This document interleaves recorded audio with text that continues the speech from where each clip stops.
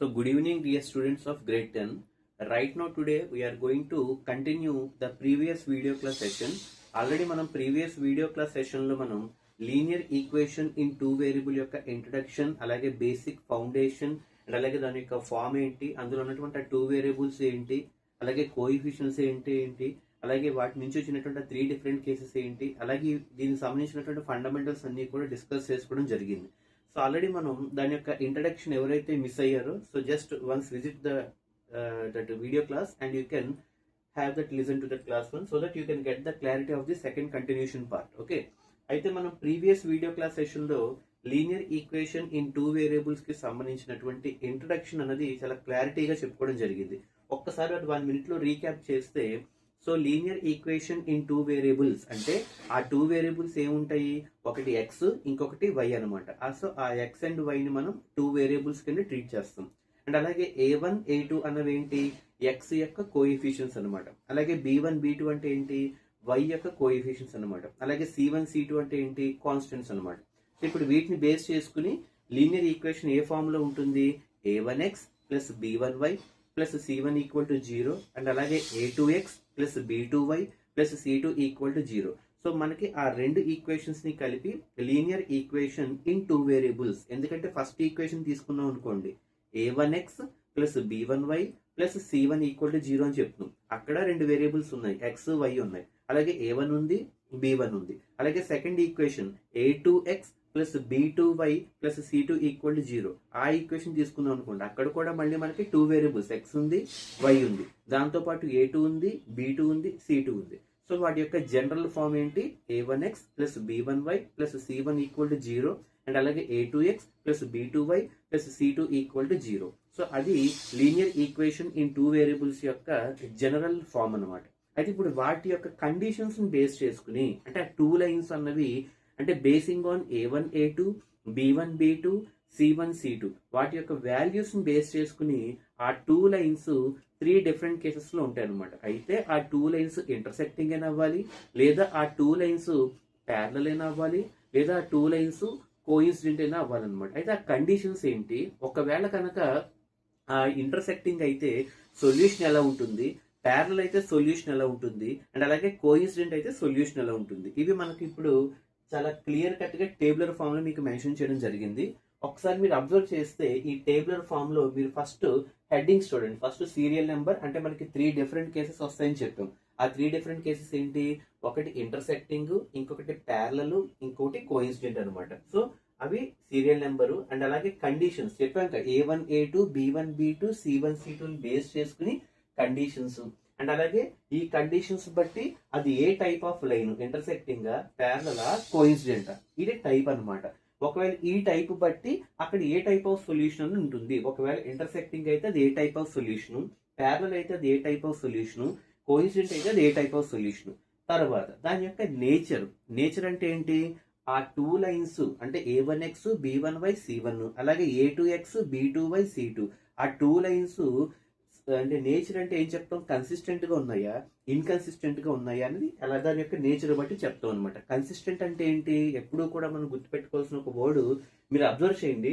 Consistent, inconsistent, more consistent అని చెప్పి 3 types లో చెప్పాం. కన్సిస్టెంట్ అంటే దాని మీనింగ్ సొల్యూషన్ ఉండాలి.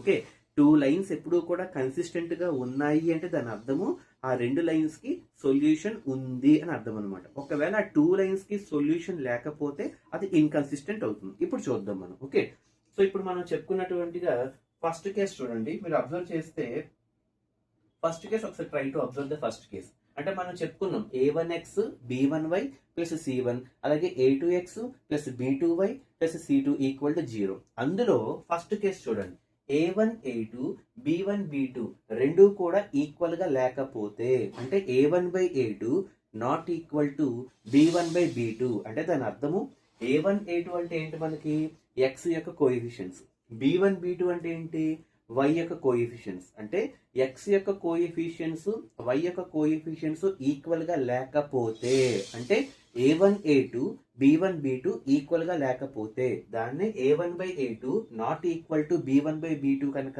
అయితే, అలాంటప్పుడు ఆ లైన్స్ ఎలా ఉంటాయి, ఆ రెండు లైన్స్ కూడా, రెండు లైన్స్ అంటే ఏంటి, a1x plus b1y plus c1 and అలాగే a2x plus b2y plus c2, ఆ రెండు లైన్స్ ఎలా ఉంటాయని చెప్తున్నాడు, ఇంటర్సెక్ట్ అవుతాయని చెప్తున్నాడు. ఓకే, ఆ టూ లైన్స్ ఎలా ఉంటాయండి, ఇంటర్సెక్టింగ్ లైన్స్ కింద ఉంటాయి. అంటే ఆ టూ లైన్స్ కూడా ఇంటర్సెక్ట్ అవుతాయి. అంటే ఆ టూ లైన్స్ ఇంటర్సెక్ట్ అవ్వాలి అంటే కండిషన్ ఏంటి, a1 a2 b1 b2 equal కాకూడదు. అంటే a1 by a2 should not be equal to b1 by b2. అర్థమైందా లేదా, అంటే ఇండైరెక్ట్ గా x యొక్క కోఎఫిషియన్స్ y యొక్క కోఎఫిషియన్స్ అనేవి ఈక్వల్ కాకూడదు. అలా ఉంటే అదే టైప్ ఆఫ్ లైన్స్ అంటే ఇంటర్సెక్టింగ్ లైన్స్ అనమాట.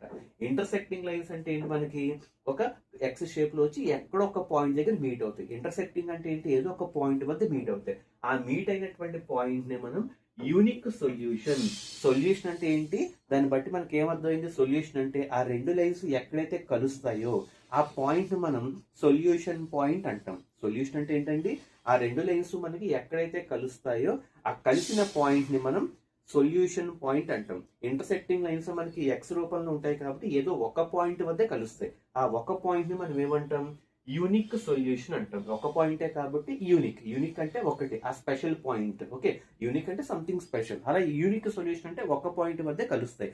ఎందుకు ఒక పాయింట్ వద్దే కలుస్తున్నాయి, ఇంటర్సెక్టింగ్ కాబట్టి. ఇంటర్సెక్టింగ్ అవ్వాలంటే కండిషన్ ఏంటి, a1 by a2 b1 by b2 కి ఈక్వల్ కాకూడదు. అంటే మనకి ఒక సొల్యూషన్ వద్దే కలుస్తుంది. అంటే సొల్యూషన్ ఎలా ఉంటుంది, మనకి యూనిక్ సొల్యూషన్. అంటే సొల్యూషన్ ఉన్నట్ట లేనట్ట, ఉంది, కాకపోతే ఒకటే పాయింట్, ఒక సొల్యూషన్ ఉంది కాబట్టి యూనిక్ సొల్యూషన్. అంటే సొల్యూషన్ ఉంది కాబట్టి దాని యొక్క నేచర్ ఏంటి, కన్సిస్టెంట్ గా ఉంటుంది అని అర్థం. కన్సిస్టెంట్ గా ఉంటుంది.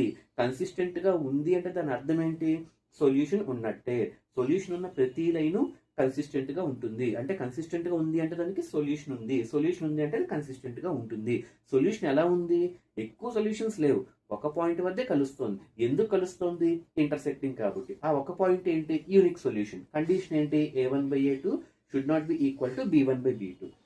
సో దానికి సంబంధించిన ఎగ్జాంపుల్ ఇక్కడ రాసేది చూడండి. First example, 2x plus 4y plus 3 equal to 0, 3x plus 2y plus 6 is equal to 0. ఇక్కడ మీరు అబ్జర్వ్ చేయండి, x యొక్క కోఎఫిషియన్స్ ఏంటి, 2 3 అంటే a1 a2, అలాగే 4 2 b1 b2, అవునా కదా. అంటే ఇప్పుడు a1 బై a2 అంటే a1 by a2 should not be equal to b1 by b2 అవ్వాలి. అంటే 2 బై 3 అంటే a1 by a2 should not be equal to b1 by b2 4 by 2, అవునా కదా. అంటే 2 by 3 should not be equal to 4 by 2 కదా. 4 by 2 అంటే మనకి ఏంటి, 2 వస్తుంది. అంటే 2 should not be equal to 2 by 3 అంటే కరెక్టే కదా ఈ కండిషన్. అంటే ఇప్పుడు మీరు అబ్జర్వ్ చేస్తే a1 by a2 b1 by b2 equal గా లేవు. ఈక్వల్ గా లేకపోతే ఇప్పుడు ఆ రెండు లైన్స్ ఎలా ఉన్నాయి, మనకి ఇంటర్సెక్టింగ్ గా అయ్యాయి. ఇంటర్సెక్టింగ్ అంటే ఏంటి, ఈ పాయింట్ వద్ద కలిసాయి. దాన్నే యూనిక్ సొల్యూషన్ అంటాం అనమాట. సొల్యూషన్ ఉంది కాబట్టి కన్సిస్టెంట్ అవుతుంది. అర్థమైంది కదండి ఫస్ట్ కేసు. నెక్స్ట్ ఇప్పుడు సెకండ్ కేసుకి వద్దాం. ఇప్పుడు ఇంటర్సెక్టింగ్ అయిపోయింది. సెకండ్ కండిషన్ ఏంటి, ఇప్పుడు ఈ రెండు లైన్స్ ప్యారలల్ అవ్వాలి అంటే కండిషన్ చూడండి ఎలా ఉంది, a1 by a2 b1 by b2 కి ఈక్వల్ అవ్వాలి. అంటే a1 by a2 should be equal to b1 by b2. అంటే దాని అర్థం ఏంటి, x యొక్క కోఎఫిషియన్స్ అయినటువంటి a1 a2 అలాగే y యొక్క కోఎఫిషియన్స్ అయినటువంటి b1 b2 రెండు ఈక్వల్ గా ఉండొచ్చు. But not equal to constants c1 by c2. చూడండి, a1 by a2 b1 by b2 ఇవి ఈక్వల్ గా ఉంటాయి. బట్ c1 బై c2 కి ఈక్వల్ గా ఉండవు. అది దాని యొక్క condition. a1 by a2 equal to b1 by b2 but not equal to c1 by c2. ఒకవేళ ఈ కండిషన్ కనుక ఉంటే లైన్స్ లో ఆ రెండు లైన్స్ ఎలా ఉంటాయని చెప్తున్నాడు, ప్యారలల్ లైన్స్ అంటున్నాడు. అర్థమైందా లేదా.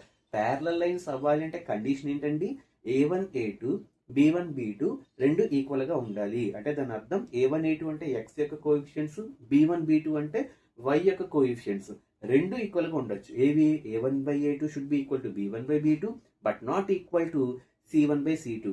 ఒకవేళ ఇచ్చిన లైన్స్ లో కనుక ఈ కండిషన్ ఉంది అంటే ఆ టూ లైన్స్ ఎలా ఉన్నట్టు, ప్యారలల్ లైన్స్. ప్యారలల్ లైన్స్ అంటే రెండు ప్యారలల్ గా వెళ్తాయి, రైల్వే ట్రాక్ వెళ్ళినట్టు. అంటే అవి ఎక్కడా కూడా కలవు. ప్యారలల్ లైన్స్ అంటే రెండు ప్యారలల్ గా వెళ్తాయి, కలవట్లేదు కాబట్టి అవి కలిస్తే సొల్యూషన్ ఉన్నాయి. ఇందాక చూడండి, ఇంటర్సెక్టింగ్ అంటే ఒక పాయింట్ వద్ద కలిస్తే సొల్యూషన్ ఉన్నాయి. కానీ ఇవి ప్యారలల్ లైన్స్ కాబట్టి కలవు. కలవకపోతే నో సొల్యూషన్. అర్థమైందా లేదా. నో సొల్యూషన్ అంటే ఏంటండి, దాని మీనింగ్ ఆ టూ లైన్స్ ఎలా ఉన్నట్టు, ప్యారలల్ గా ఉన్నట్టు. యూనిక్ సొల్యూషన్ ఉంది అంటే ఖచ్చితంగా ఆ టూ లైన్స్ ఇంటర్సెక్టింగ్ లైన్స్ అయ్యాయి అని అర్థం. చూడండి, జాగ్రత్తగా చూడండి. యూనిక్ సొల్యూషన్ అని చెప్పి మెన్షన్ చేస్తే ఆ 2 లైన్స్ ఇంటర్సెక్టింగ్ నేచర్ లో ఉన్నాయని అర్థం అనమాట. అలా కాకుండా ఆ 2 లైన్స్ కి అసలు సొల్యూషనే లేదు అన్నట్టు దాని అర్థం ఆ 2 లైన్స్ ప్యారల్ గా ఉన్నాయని అర్థం. ప్యారల్ గా ఉన్నాయంటే దాని అర్థం 2 లైన్స్ కలవట్లేదు కాబట్టి సొల్యూషన్ లేదు, నో సొల్యూషన్. సొల్యూషన్ లేదు కాబట్టి ఇన్కన్సిస్టెంట్. ఇప్పుడు అర్థమైందా లేదా? ఇన్కన్సిస్టెంట్ అంటే సొల్యూషన్ లేదు. ఒకవేళ సొల్యూషన్ ఒక్కటేనే ఉన్నది కన్సిస్టెంట్ అయిపోతుంది, లైక్ ఇంటర్సెక్టింగ్ అనమాట. మరి కండిషన్ ఏంటి? Parallel A1/A2 equal to B1/B2 but not equal to C1/C2 అనమాట. అది ప్యారల్ యొక్క కండిషన్. సో దానికి సంబంధించిన ఎగ్జాంపుల్ ఇక్కడ చూడండి. Second case 4x + 6y + 9 = 0, 2x + 3y + 7 = 0 అని చెప్తున్నాను. ఇక్కడ చూడండి, x యొక్క కోఎఫిషియన్స్ ఏంటి? A1, A2 అంటే 4/2. అలాగే y యొక్క కోఎఫిషియన్స్ B1, B2 6/3. అవునా కదా? అంటే A1/A2 కనుక చేస్తే ఇగో A1/A2 should be equal to B1/B2 but not equal to C1/C2 కనుక అప్లై చేస్తే A1/A2 అంటే 4/2, ఇదిగో 4/2 should be equal to B1/B2 6/3. కరెక్టే కదా? 4/2 అంటే 2 టైమ్స్, అలాగే 6/3 అన్నా 2 టైమ్స్. అంటే A1, A2 B1, B2 equal అయిపోయి, బట్ C1/C2 9/7 కి ఈక్వల్ కాదు. అంటే అప్పుడు ఈ 2 లైన్స్ ఎలా ఉన్నట్టు? ప్యారలల్ లైన్స్ అనమాట. ఇది వచ్చి ఇక్కడ డ్రా చేసిన ఈ 2 కూడా ప్యారలల్ లైన్స్. ఇవి ఎక్కడ కలవట్లేదు కాబట్టి నో సొల్యూషన్. సొల్యూషన్ లేదు కాబట్టి ఇన్కన్సిస్టెంట్ అవుతాయి. అర్థమైందా లేదా? అలాగే నెక్స్ట్ థర్డ్ కేసుకి వచ్చేటప్పటికి 3 ఈక్వల్ అయిపోతాయి. 3 ఈక్వల్ అంటే ఏంటి? ఇటు ఎక్స్ కోఎఫిషియన్స్, వై కోఎఫిషియన్స్, అలాగే కాన్స్టెంట్ టర్మ్స్ అంటే C1, C2 3 ఈక్వల్ గా ఉంటే, అంటే ఒకదానికోటి కలిసిపోయి ఈక్వల్ గా ఉంటే, అంటే A1, A2 B1, B2 C1, C2 3 equal గా ఉంటాయి. అంటే A1, A2 అంటే ఏంటి? ఎక్స్ యొక్క కోఎఫిషియన్స్. B1, B2 అంటే ఏంటి? వై యొక్క కోఎఫిషియన్స్. C1, C2 అంటే ఏంటి? Constant terms. 3 ఈక్వల్ గా ఉండి ఒకదానికోటి కలిస్తే కోఇన్సిడెంట్ అవుతాయి. ఏమవుతాయి? కోఇన్సిడెంట్ అంటే ఏంటి? అన్ని ఒకదానికోటి కలిసిపోయాయి కాబట్టి అన్ని సమానమే అక్కడ. అంటే A1, A2 B1, B2 C1, C2. చూడండి, A1/A2 equal to B1/B2 and అలాగే B1/B2 ఈక్వల్ టు C1/C2. మొత్తం 3 కూడా ఈక్వల్ అనమాట. A1, A2 B1, B2 C1, C2 అంటే A1/A2 equal to B1/B2 and B1/B2 equal to C1/C2 అనమాట.